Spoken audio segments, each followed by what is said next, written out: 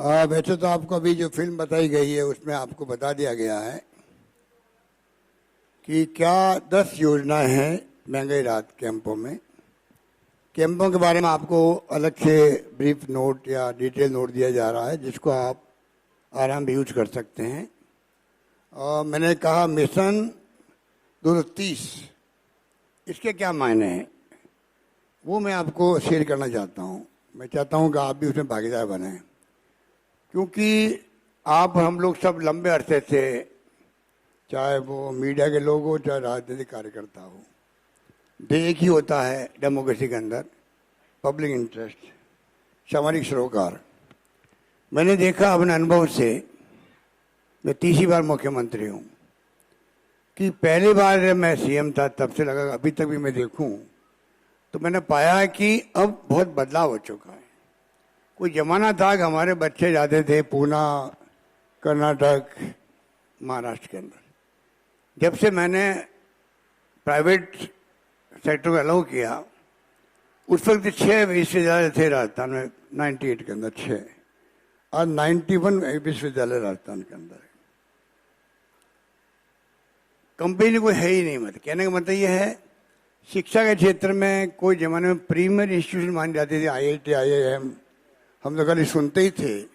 आज पूरे राजस्थान के अंदर IIT, IIM Udaipur, IIIT Kota, Ayurveda university Jodhpur, AIIMS Jodhpur, NIFT, FDDI, सारी विश्वविद्यालय जो प्रीमियम कहलाती है वो आज राजस्थान के अंदर है। 250 कॉलेजेस थी 70 साल, 75 साल के अंदर। अभी मैंने 5 साल में, आपको शायद मालूम होगा, 5 साल में 303 कॉलेज खोल दिए। कहाँ तो 250 कॉलेज आपकी पूरे 75 साल में, कहाँ आपकी 303 कॉलेज, उसमें 130 कॉलेज गर्ल्स की है। 500 गर्ल्स जहाँ होगी वहाँ कॉलेज खोल दिया जाएगा गर्ल्स की। ये हमारी प्रायोरिटी। मैं इसलिए बता रहा हूँ कि शिक्षा और स्वास्थ्य 2 मेरी प्रायोरिटी है मुख्य रूप से।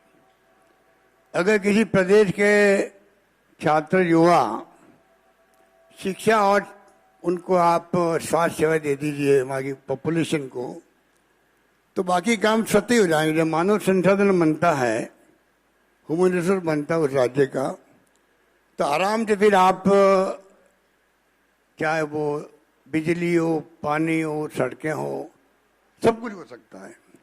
हमने एक सेक्टर और चुना है, सोशल सिक्योरिटी सेक्टर, जिसको मैं बहुत महत्व दे रहा हूँ। आपको मालूम है, मैं कई बार बोल चुका हूँ, क्योंकि आज दुनिया के मुल्कों के अंदर जिस रूप में सोशल सिक्योरिटी में हर परिवार सुरक्षित है, जो नीडी परिवार है, मैं चाहूँगा इस देश के अंदर भी, मैं प्रधानमंत्री मोदी जी को भी रिक्वेस्ट की है, आपको चाहिए जो मनमोहन सिंह जी, सोनिया गांधी जी लेके आई थी,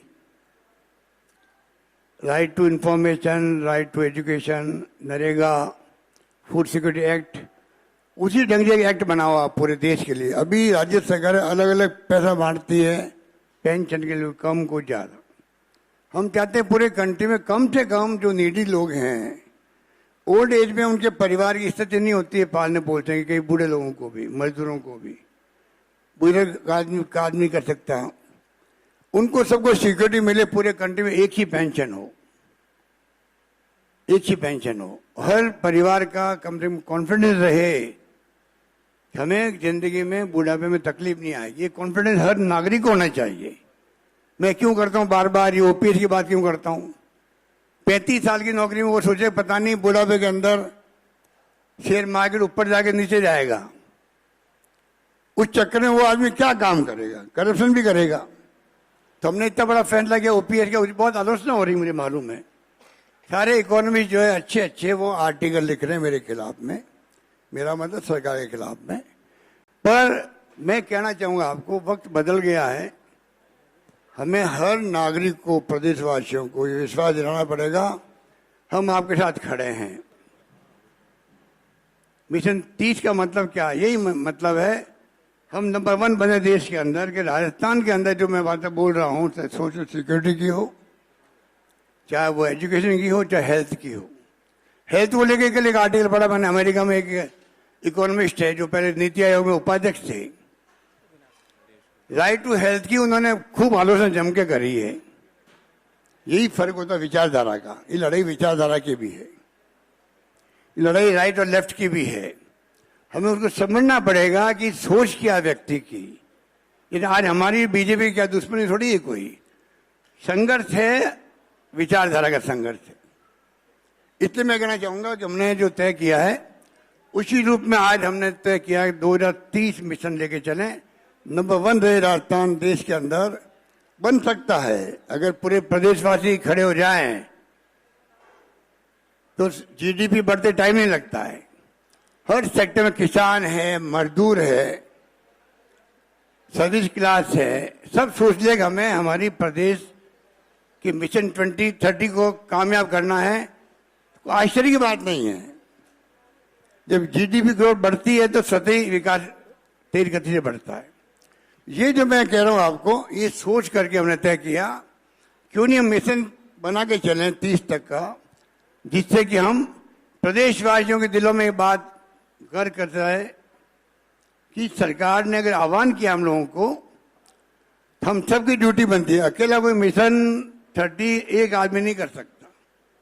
अगर प्रदेशवासी, वहां के युवा, वहां के छात्र, वहां के सर्विस क्लास के लोग, वहां के मजदूर सब तय कर ले तो कोई आश्चर्य की बात नहीं कि आप राजस्थान जम कर सकता। आज हम बहुत पीछे हैं। जो हमने हेल्थ सर्विसेज दी है आपको, उसको लेके बहुत लोग खुश हैं। हेल्थ सर्विसेज को 25 लाख का बीमा हमने कर दिया, सीटी स्कैन, एमआरआई सब फ्री है, ऑर्गन ट्रांसप्लांट फ्री है। सब कुछ होने के बावजूद भी हम बहुत पीछे अभी। हेल्थ सर्विसेज के आंकड़े देखो भारत सरकार के, तुलना करो राज्यों की देश के अंदर, तो हम बहुत पीछे हैं। ये मुझे एहसास इस बात का है। उसके बावजूद भी हम चाहते हैं कि जो शुरुआत मैंने करी कोरोना के बाद में या कोरोना के पहले, उसका फायदा लोगों तक कैसे पहुंचे। मैं आपको एक एग्जाम्पल देना चाहता हूं। 98 के अंदर मैंने एक स्कीम बनाई थी, पहली बार जब मैं सीएम था, 25 साल पहले, मुख्यमंत्री बीपीएल जीवन रक्षा कोष। आप मेरे कुछ लोगों को मालूम होगा, इतना वो बहुत बड़ी स्कीम थी, मुख्यमंत्री जीवन रक्षा कोष। मुझे इस बात का दुख रहा कि मैंने हर मीटिंग में उसको कोट किया, मीटिंग कि मैंने स्कीम बनाई है। उस वक्त बीपीएल की संख्या बहुत बड़ी थी देश के अंदर, राजस्थान के अंदर। मैंने कहा उनके लिए कितना ही पैसा खर्च होगा, 1 लाख 2 लाख, उस जमाने का 1 लाख 2 लाख 5 लाख 10 लाख सरकार देगी उसको। आज जो 25 लाख में बात कर रहा हूं मैं, उस जमाने में मैंने बात करी, सरकार देगी आपको। उसके बावजूद आपको आश्चर्य होगा, जब चुनाव आए थे 2002-3 के अंदर, तो मैं मीटिंग में जाता तो मैं हाथ खड़े करवाता। तब तक कितने लोगों को मालूम है कि मैंने ये स्कीम बनाई आप लोगों की।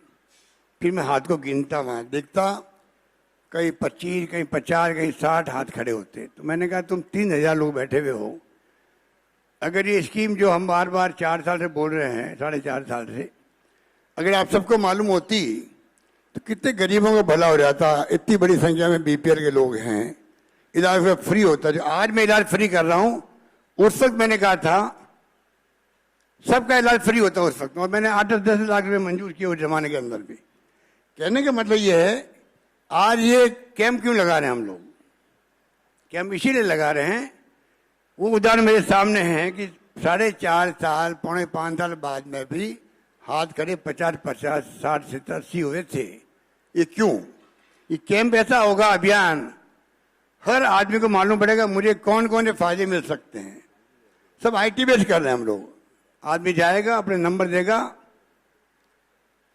आधार नंबर देगा, जन आधार नंबर देगा, बिजली के बिल का नंबर देगा उसको। उसके अलावा और 10 स्कीम में कौन कौन सा फायदा लेने में एलिजिबल है, हो सकता है अभी आज उसको मालूम ही नहीं है।